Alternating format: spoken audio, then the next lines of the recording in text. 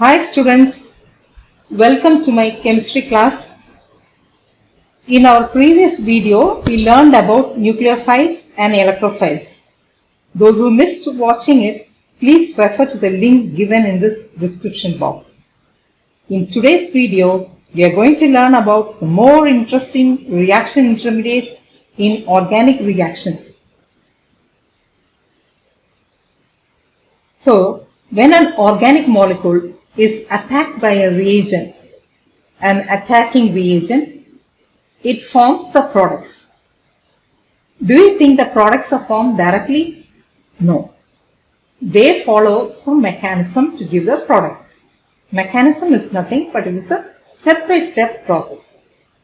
When an organic molecule is attacked by an organic reagent, it first forms the reaction intermediates. These reaction intermediates quickly rearrange to give the products. Now, in today's class, let us learn what these reaction intermediates are. These are nothing but they are made in between the reaction, which are very unstable. Now, these reaction intermediates can be of many types, like the carbocation, carbanion, free radical, carbene, and the nitrene. Let us learn each reaction intermediate individually in detail. First of all, what is a carbocation? A carbocation is a compound having a carbon atom with a positive charge. Now look at this compound. What is the name of this compound? We can call this compound as chloroethane. In this molecule, this chlorine is highly electronegative. This highly electronegative chlorine tends to attract the shared pair of electrons towards itself during a fission. Suppose it is attacked by a reagent. This electronegative chlorine takes the two electrons towards itself. Hence forms a carbocation and the chloride ion, which means it has undergone a heterolytic cleavage. This is the bond that is linking the chlorine with the Cl, chlorine with carbon. So the bond is covalent bond which is formed of two electrons. During the unequal breaking, it results in a cation and an anion. The anion is negatively charged and the cation is having a positive charge. If the cation with the carbon is having a positive charge, we call that compound as a carbocation.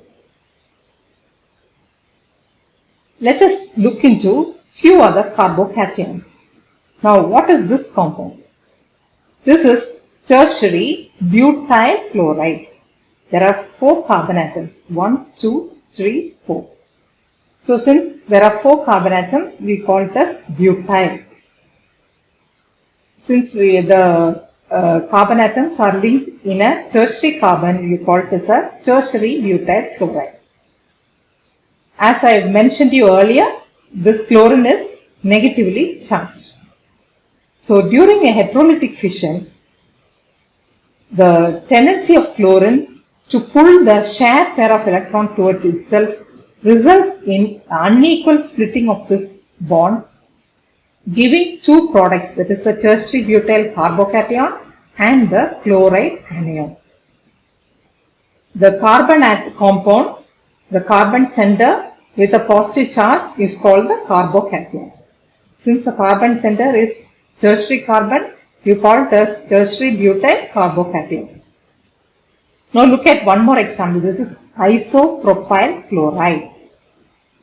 This isopropyl chloride also has got an electronegative carbon. So, during the heterolytic fission of this bond, there is an unequal sharing of the electrons, resulting in the formation of isopropyl carbocation and the chloride anion. All these are reaction intermediates. The tertiary butyl carbocation, isopropyl carbocation, These are the carbocation reaction intermediates. These are some more examples. This is tertiary carbocation, which can be written like this also. This is a carbon center with a positive charge. The carbon center is attached with 3 alkyl groups. The alkyl is the methyl group here. Now this carbon center is attached with 2 alkyl groups. So it is secondary carbocation. This carbon center is attached with only 1 alkyl group. So it is primary carbocation. So these are the carbocations. Now look into the stability of these carbocations. Which carbocation is most stable? Actually, this methyl is an electron donating group. This electron donating group is capable of donating electron towards the electron deficient carbon in the center. Carbon in the center is electron deficient. It needs electrons which can be received from the 3 methyl groups. The more methyl groups, electron donating groups, more it is stable.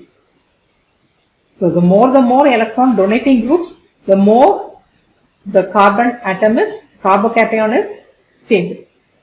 So in that way we can say that the tertiary carbocation is more stable than the secondary, which is more stable than the primary. Since tertiary carbon has got 3 electron donating groups, all the 3 can donate. Here there are only 2 electron donating groups. Here there is only 1 electron donating group. So the stability decreases in this order.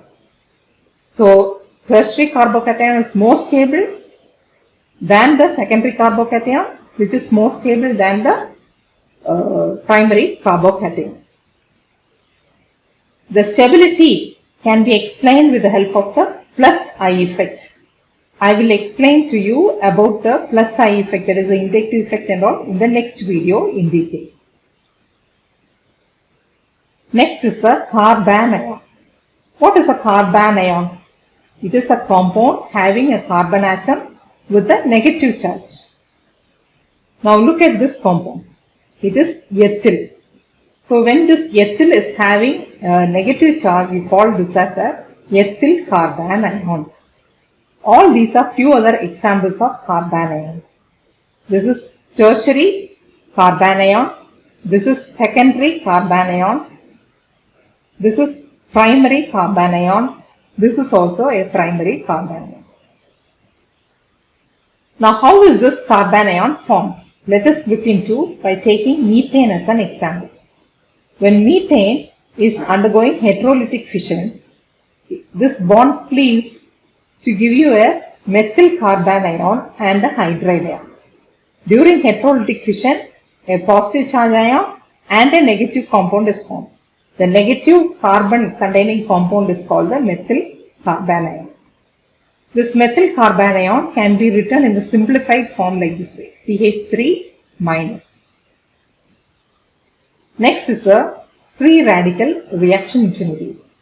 What are free radicals?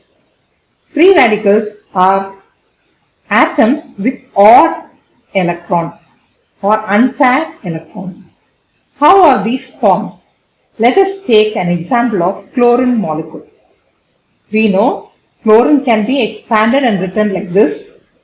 The chlorine atoms are bound with a covalent bond. A covalent bond is formed of 2 electrons. So when this chlorine molecule is exposed to light, it undergoes equal cleavage.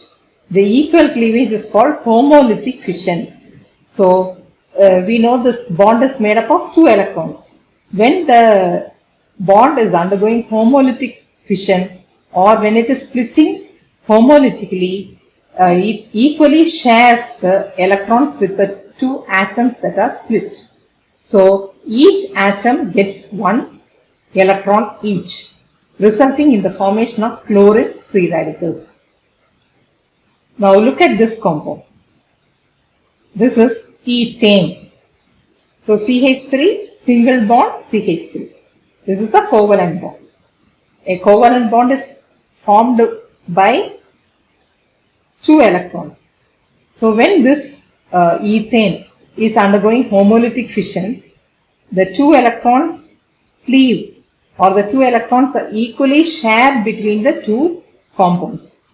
So we get a methyl free radical, two methyl free radicals. So free radical can be a single atom with an odd electron or a group of atoms with an odd electron. Whatever be the product form, if it is having an odd electron or unpaired electron, you call that as a free radical. Free radicals are also highly reactive and unstable. The next reaction intermediate is the carbene. What is a carbene? A carbene is a species having a carbon with a lone pair of electrons. How is this carbene formed? Let us take diazomethane. Diazomethane is CH2N2. We all know that nitrogen is freely existing as N2 in the atmosphere. So it always tends to remain free in space. So it quickly dissociates from this compound, forming CH2 with a lone pair of electron and N2. This CH2 with a lone pair of electron is called the carbene, and this is a reaction intermediate which is highly unstable. And the highlighting point about this molecule is diazomethane is highly toxic. This carbene is also unstable reaction intermediate. Next is the nitrene. What is a nitrene? Nitrene is a compound with a nitrogen atom having two lone pair of electrons. This has got two lone pair of electrons on nitrogen. This compound has got again two lone pair of electrons on nitrogen. Hence these are called nitrenes. They don't have any charge, but they are electron deficient molecular fragments which have a nitrogen atom with two lone pair of electrons. Nitrenes are also highly unstable reaction intermediates. Hope you have understood about the reaction intermediates. That is the carbocation, carbene, free radical, nitrene, carbanion. All these reaction intermediates are unstable and highly reactive. Thank you all for watching. Please wait and watch my next video with some more interesting basic concepts in organic chemistry.